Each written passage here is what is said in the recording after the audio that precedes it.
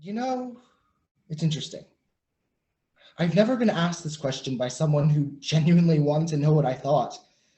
There was always a certain right answer expected of me by whoever was asking, mostly a male, always white. It became a sort of call and response, I guess. What is your America? Freedom. What is your America? Liberty. What is your America? Security. That's the message we've been taught, how we're supposed to see our country. Even from grade school, we're taught to, stand for the pledge every day. And in history class, there'd be those little rhymes.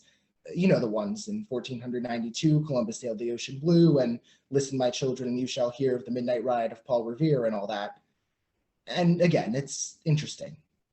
Ask your average American the names of the 3 ships that Columbus sailed with. For most, that's easy. It would take them, 30 seconds? But ask your average American to name one, just one Native American tribe that Columbus directly contributed to the genocide of. How long do you think that would take? A minute? 2? How many do you think could even do it? Or how many Americans could tell you the name of the woman who rode with Paul Revere that night and did just as much as he did? And while we're on that subject, let's talk about Paul Revere and his contemporaries a little more. Revere, Sam Adams, all of them are heralded as heroes for rebelling against the corrupt British. They weren't feeling represented properly, and so they stood for their rights, right? Why doesn't the same hold true now? The Boston Massacre. British soldiers are villainized for shedding the first innocent blood, and the shot heard round the world. Meanwhile, at Black Lives Matter protests, police officers with rubber bullets way bigger than they need to be and ungodly amounts of tear gas are just doing their jobs. Everyday American citizens threw a whole ship's worth of tea into the Boston Harbor, and everyone praises them for their bravery. But damage done now in protest to companies worth 100 times what the East India Company was is now looting and terrorism. What's the difference? Privilege. A bunch of straight white men do a thing and everyone's all over it, but as soon as they deviate from that norm, it becomes a controversy. The March on Washington. Stonewall, we've seen this over and over and over again.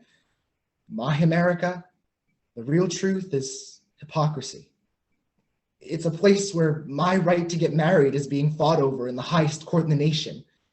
It's a place where the president attempts to pass censorship bills to brush centuries of racism under the rug under the guise of a patriotic education.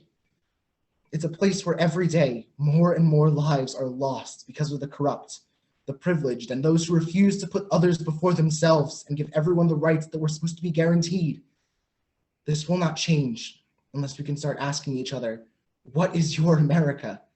And mean it, genuinely, even if the answers don't sit well at first. It will not change unless we can acknowledge the active harm that our government is doing us through its systems of privilege. And it will not change unless we continue to amplify marginalized voices to make sure they are heard. It will not change unless we make it so. And that is our America.